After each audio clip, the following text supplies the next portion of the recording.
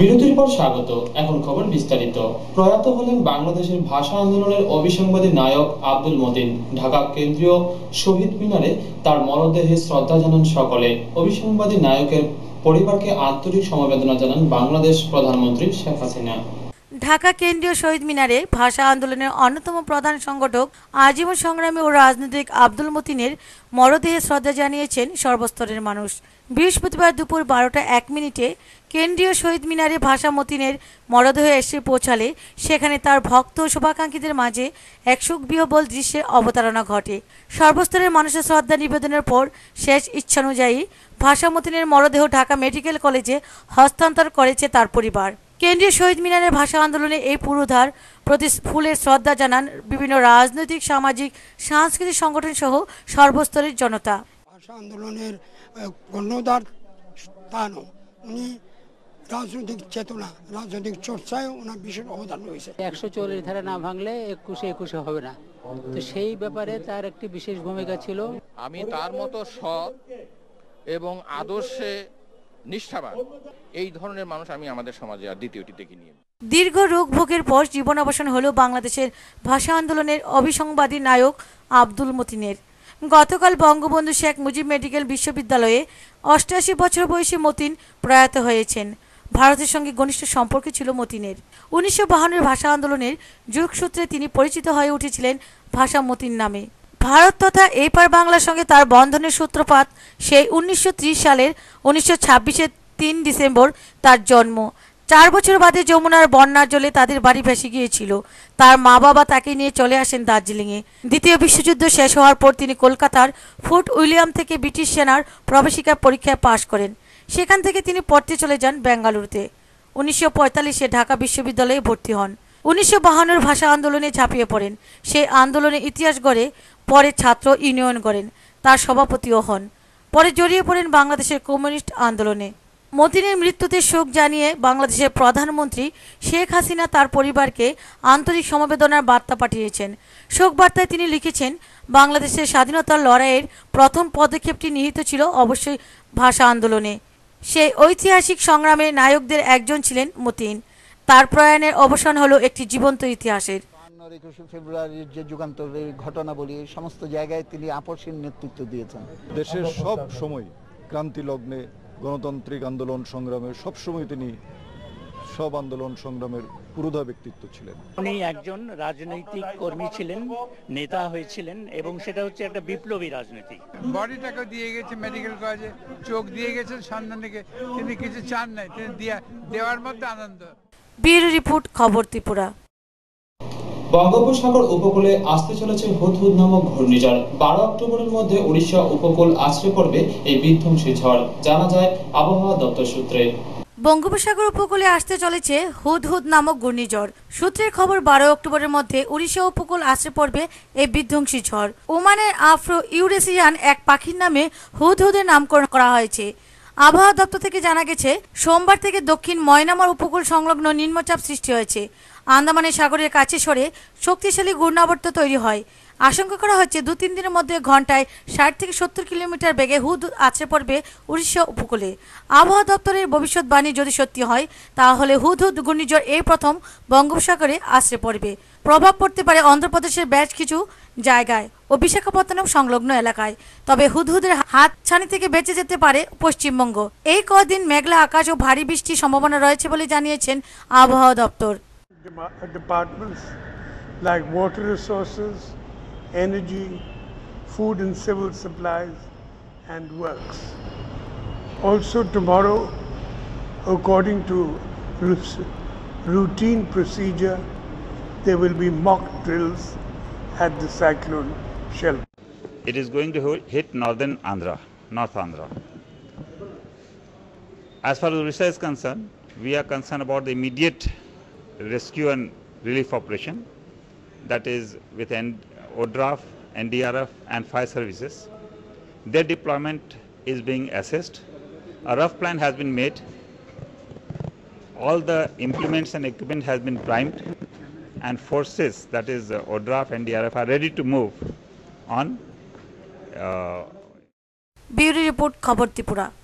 সীমান্তে পাক সেনার ধারাবাহিক যুদ্ধবিরতি লঙ্ঘনের ঘটনায় কঠোর অবস্থান নিল ভারত। বিনা প্ররোচনায় এই আগ্রাসন বন্ধ না করলে ভারী খেসারত দিতে হবে পাকিস্তানকে, বলেন ভারতের প্রতিরক্ষা মন্ত্রী Arun Jaitley.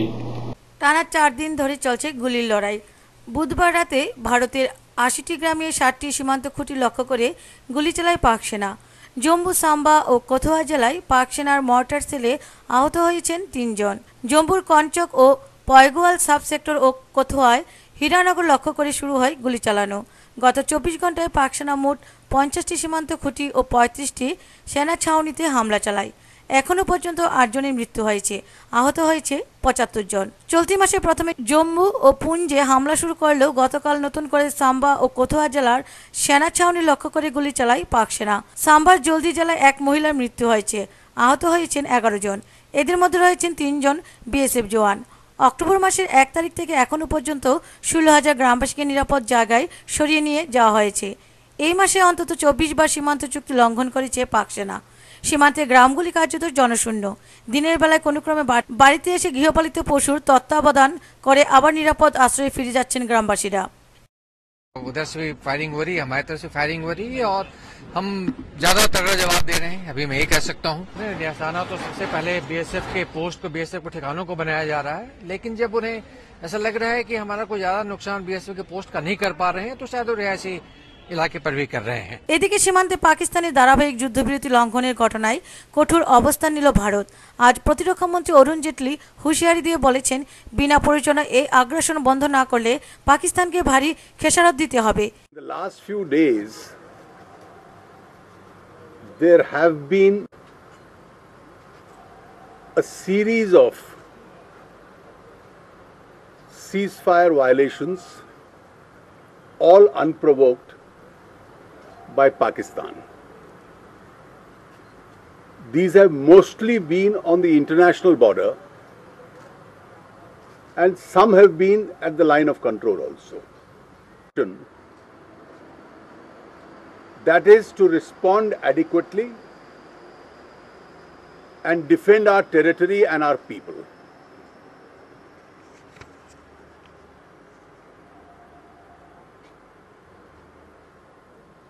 Our forces have been doing a commendable job in the face of these unprovoked acts of aggression by Pakistan.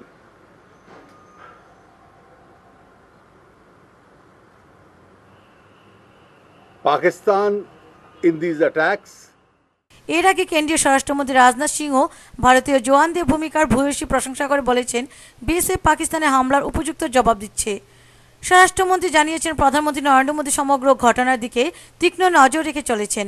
Rajnath বলেছেন, সীমান্তে পাক হামলা নিয়ে প্রধানমন্ত্রী কিছু মন্তব্য করার প্রয়োজন নেই। বিএসএফ জওয়ানরাই পাক হামলার যোগ্য জবাব দিচ্ছে। বিএসএফের ভূমিকায় সরকার সন্তুষ্ট।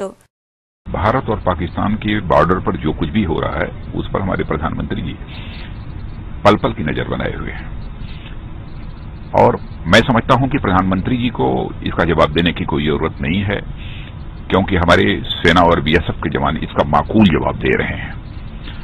और जो भी हमारे बीएसएफ और सेना के जवान इस समय परफॉर्म कर रहे हैं या जिस तरीके से जवाब दे रहे हैं उससे हम लोग पूरी तरह से संतुष्ट हैं और हमारी सरकार देशवासियों को आश्वस्त करना चाहती है कि हम देश का मस्तक किसी भी सूरत में झुकने नहीं देंगे। ব্যুরো রিপোর্ট, খবর ত্রিপুরা। আবারও নিয়ে নিচ্ছি ছোট্ট বিজ্ঞাপন বিরতি, সঙ্গে থাকুন।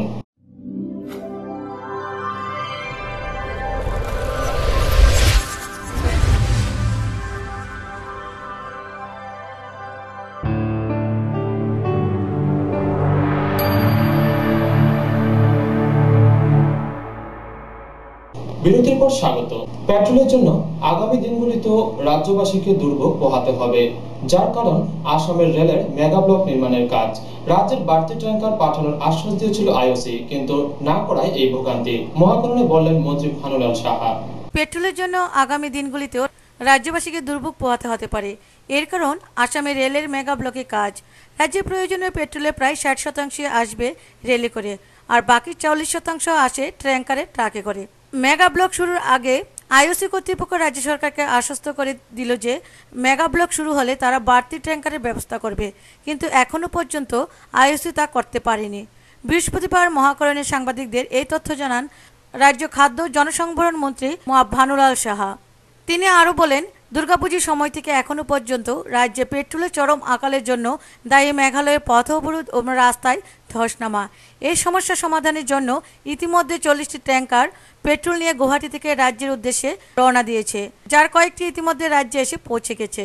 বাকি গাড়িগুলো রাজ্যে পৌঁছলে পেট্রোলের তেমন সমস্যা থাকবে না বলেও আশ্বস্ত করেন মন্ত্রী। পেট্রোলের ব্যাপারে এখন যে সংকট চলছে, সেই সংকটটার জন্য মূলত মেগা ব্লকই ইনিশিয়ালি সমস্যার কারণ রেলে করে আসতো 60% পেট্রোল রেলে আসতো আর 40% বাইরেও। যদিও আইওসির সঙ্গে দফায় দফায় তারা আমাদেরকে অ্যাসিউর করছিল উইথ এডিশনাল ট্যাঙ্কার্স ওইটা কাভার করবে, কিন্তু এখনও আইওসি সেভাবে এডিশনাল ট্যাঙ্কার মোবিলাইজ করতে পারে নাই, কারণ যেভাবে পাঠাচ্ছে তাতে দেখা যাচ্ছে যে ট্যাঙ্কারের অ্যারেঞ্জমেন্টটা এখনও হয় নাই, যদিও আইওসি সেটা সেভাবে বলছেন। তবে পূজার সময় এই ঘটনার কারণে হলো যে ওই রাস্তা বন্ধ ছিল 6 দিন, এই 6 দিনে একটি ট্যাঙ্কারও আসেনি। তারপরে স্লাইড রাস্তায় পড়ে চলাচল বন্ধ, এবং এখনও যে চলছে একদিকে পরিষ্কার করছে আর একদিকে ফাঁকে ফাঁকে 1 ঘন্টা 2 ঘন্টা গ্যাপ দিয়ে দিয়ে গাড়ি ছাড়ছে। এতে এখানে প্রচণ্ডভাবে ক্রাইসিস হয়ে গেছে। তাতে 6-7 দিন ধরে পেট্রোল ব্যবহার করে যারা, সেই সমস্ত বিশেষ করে 2 হুইলার এবং মৌসুমের বিভিন্ন জায়গার 3 হুইলারগুলো আর কিছু ছোট গাড়ি যারা পেট্রোলে চলে, এগুলো এফেক্টেড হয়েছে। এখন রাস্তা খুলেছে। ব্যুরো রিপোর্ট, খবর ত্রিপুরা। বিশ্বের কল্যাণার্থে এবং শান্তির জন্য এক মহাযজ্ঞের আয়োজন করা হয় মাতাবাড়িতে। কাশী শিবগঙ্গা সাবিত্রী জনকল্যাণ সংস্থা এই মহাযজ্ঞের আয়োজন করে। বিশ্ব কল্যাণার্থে ও শান্তির জন্য মহাযজ্ঞের আয়োজন মাতাবাড়ি। কাশী শিবগঙ্গা সাবিত্রী জনকল্যাণ সংস্থা এই মহাযজ্ঞের আয়োজন। বৃহস্পতিবার সকালে নানান ধর্মীয় রীতিনীতি মেনে মাতা ত্রিপুরা সুন্দরীকে প্রণাম ও কল্যাণ সাগর থেকে জল ভর্তি এক বর্ণাঢ্য র্যালি অনুষ্ঠিত হয়, যার নাম কলস যাত্রা। কাশীসহ দেশের নানা প্রান্তের সাধুসন্তরা অংশ নেয় তাতে। শুক্রবার সারাদিন ধরে চলবে মহাযজ্ঞ। 16 অক্টোবর সম্পন্ন হবে এই যজ্ঞ। মাতাবাড়ি মন্দির সংলগ্ন জায়গায় অনুষ্ঠিত হচ্ছে বিশ্ব শান্তির যজ্ঞ। बाबा है, हमारे गुरु जी हैं, वो बनारस से आए हुए हैं। ये जन कल्याण के लिए यज्ञ कर रहे हैं। महा त्रिपुर सुंदरी का यज्ञ हो रहा है और आज से ये स्टार्ट है। आज कलश यात्रा हुई थी और ध्वज फहराया गया था और हम लोगों ने कलश यात्रा निकाली है, कुंड में गए, वहाँ से जल लिया, वहाँ पे गणेश पूजन हुआ और उसके बाद त्रिपुर सुंदरी मंदिर में गए। वहाँ पे त्रिपुर सुंदरी मंदिर में जाके वहाँ पे ध्वज पे सारे 33 कोटि देवताओं का आह्वान गुरु जी ने और जो पंडित लोग आए हुए हैं वो लोगों ने किया और फिर वहाँ से ध्वज और कलश उठा के यहाँ पे स्थापना हुई। अभी यहाँ पे द्वार पूजा हो रही है। गुरु जी हमारे बोराहा बाबा जो हैं बैठ के द्वार की पूजा कर रहे हैं और सारे देवताओं का आह्वान कर रहे हैं। उसके बाद यज्ञ मंडल में यज्ञ शुरू होगा। तो कल हम लोग अग्नि प्रज्वलित करेंगे और महाप्रसाद का भंडारा भी चला। यहाँ पे सब लोग को प्रसाद बांटा गया और भंडारा तो वैसे रोज ही चलेगा। 16 तारीख को इसकी पूर्णाहुति तारीख तक ये लगातार 24 घंटा यज्ञ चलेगा और दीप जलेगा और यज्ञ चलेगा। ये जन कल्याण के लिए है ये सारा यज्ञ। और जिन्होंने भी कलश उठाया है उनके सारे जो भी जन्मांतर के पाप दुख होते हैं, कष्ट होते हैं, माता रानी उसको सब कुछ दूर करती है।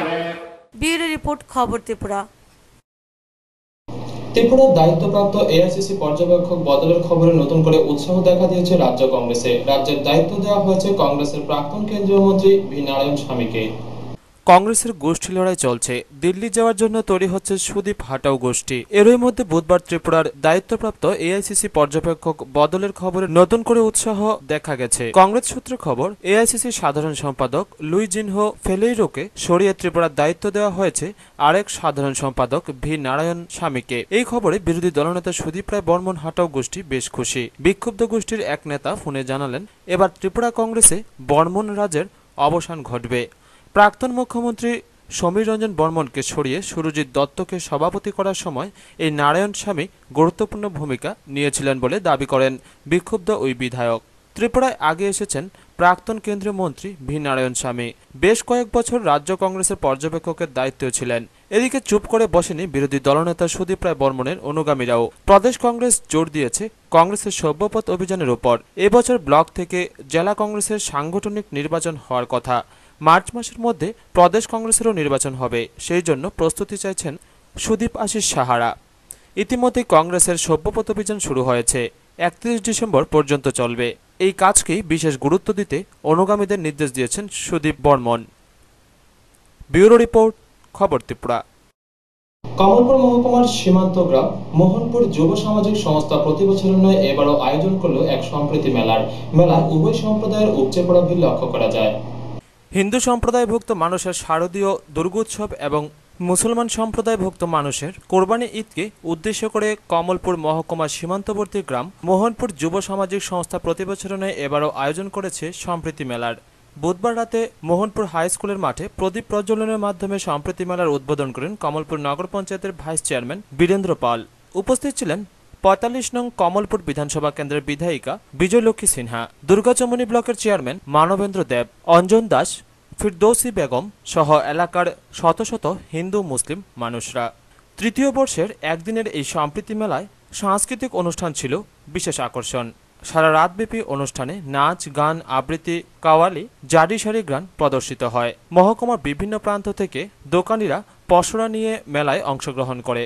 প্রসঙ্গত, সীমান্ত এলাকায় এই ধরনের অনুষ্ঠান হওয়ায় স্বভাবত খুশি হিন্দু মুসলিম উভয় সম্প্রদায়ের মানুষ।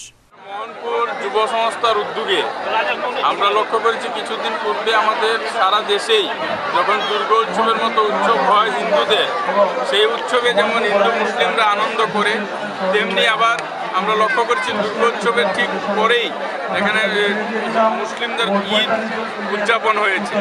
আমাদের এই মোহনপুর যুব সংস্থা আমরা লক্ষ্য করেছি সেই দুর্গা উৎসবের হিন্দুদের উৎসব এবং যে ঈদ, সেই দুইটাকেই একটা জায়গাতে এনে একটা সম্প্রীতি রক্ষার জন্য এটা 3 বছর ধরে এই ধরনের মেলা সংগঠিত হচ্ছে এবং এই মেলাতে হিন্দু, মুসলিম এবং অন্যান্য ধর্মাবলম্বীও যারা সকলেই এসে আনন্দ অংশগ্রহণ এবং সেখানে আমরা দেখছি যে স্বতঃস্ফূর্তভাবে আনন্দ উপভোগ করছেন। ব্যুরো রিপোর্ট, খবর ত্রিপুরা। উদয়পুর মাতাবাড়িতে দেওয়ালি মেলা উপলক্ষে মাধব সাহার সভাপতিত্বে এক সভা অনুষ্ঠিত হয় বৃহস্পতিবার। এই মেলা যাতে সুন্দর ও সুষ্ঠুভাবে হয় তার জন্য সকলকে অবগত করা হয়। শারদীয় দুর্গোৎসব, মুসলিম সম্প্রদায়ের কোরবানি, ধনলক্ষ্মী, কোজাগিরি উৎসব সম্পন্ন হয়েছে। এবার দীপাবলি উৎসবের জন্য প্রস্তুতি নিচ্ছেন জাতি ধর্ম সকল বর্ণের মানুষ।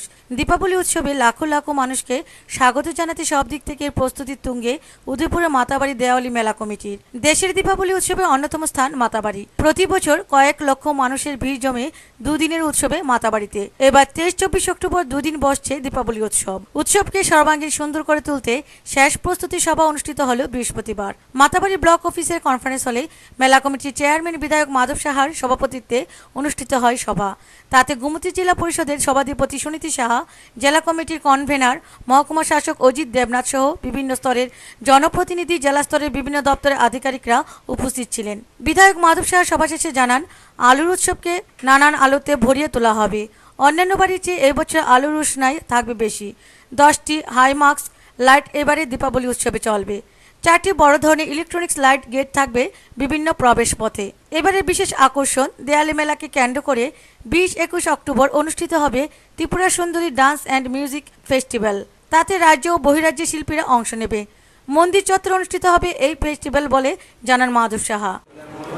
নমস্কার, আপনারা তো সকলেই জানেন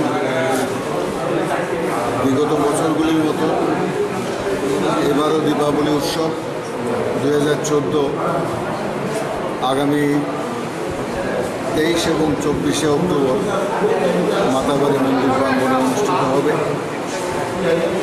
এবারকার বিশেষ আকর্ষণ হল, আপনাদের শুনলে খুব আনন্দিত হবেন, এই দীপাবলি উৎসবকে কেন্দ্র করে এই মাতাবাড়ি টেম্পল কমপ্লেক্সের মধ্যে আগামী 21, 20 এবং 21 অক্টোবর একটা ত্রিপুরা সুন্দরী ড্যান্স ফেস্টিভ্যাল আমরা সংগঠিত। মাধব সাহেব জানান, এবারে দেয়ালি মেলার উদ্বোধন করবেন রাজ্যের বিদ্যুৎ মন্ত্রী মানিক দে। 23 অক্টোবর সন্ধ্যায় ধন্যমাণিক্য মুক্তমঞ্চে অনুষ্ঠিত হবে উদ্বোধনী অনুষ্ঠান। প্রধান অতিথি হিসেবে রাজ্যের পর্যটন মন্ত্রী রতন ভৌমিক থাকবেন। সরকারি বিভিন্ন স্টলের উদ্বোধন করবেন গ্রামোন্নয়ন মন্ত্রী নরেশ জমাতিয়া। উপজাতি সাংস্কৃতিক মঞ্চের উদ্বোধন করবেন TTADCর চেয়ারম্যান মংসাজাই মগ। দুদিন ধরে ধন্যমাণিক্য মুক্তমঞ্চে ও উপজাতি সংস্কৃতি মঞ্চে চলবে সাংস্কৃতিক অনুষ্ঠান। আলোর উৎসবকে সব দিক থেকে সাজিয়ে তুলতে প্রস্তুতি গ্রহণ করেছে দেয়ালি মেলা কমিটি 2014। এখানে হয়, আপনারা জানেন এটা, যে আমাদের একটা উপজাতি মঞ্চ হয়। উপজাতি মায়েরা বোনেরা তাদের নিজেদের কালচার তারা নিজেরা এখানে এই মঞ্চের মধ্যে তারা মঞ্চস্থ করে, সেখানেও এটা প্রোগ্রাম হবে। এবং আমাদের এইবারকার দীপাবলি উৎসবে এখন পর্যন্ত যা খবর আছে আমরা আমি বলতে পারি আপনাদের, যে এবারকার দীপাবলি উৎসবের মধ্যে আমাদের 3-4 জন মিনিস্টার থাকছেন। উদ্বোধক হিসাবে থাকবেন মানিক দে,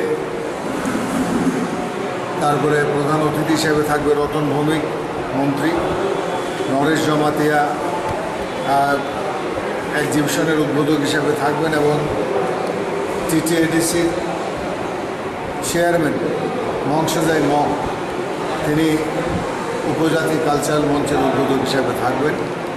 সব মিলিয়ে মেলাকে এবার নতুন লাইটিংয়ে সাজিয়ে রাজ্য ও বহিরাজ্য বিদেশের ধর্মপ্রাণ উৎসবপ্রেমী মানুষদের যাতে মেলাতে কোনো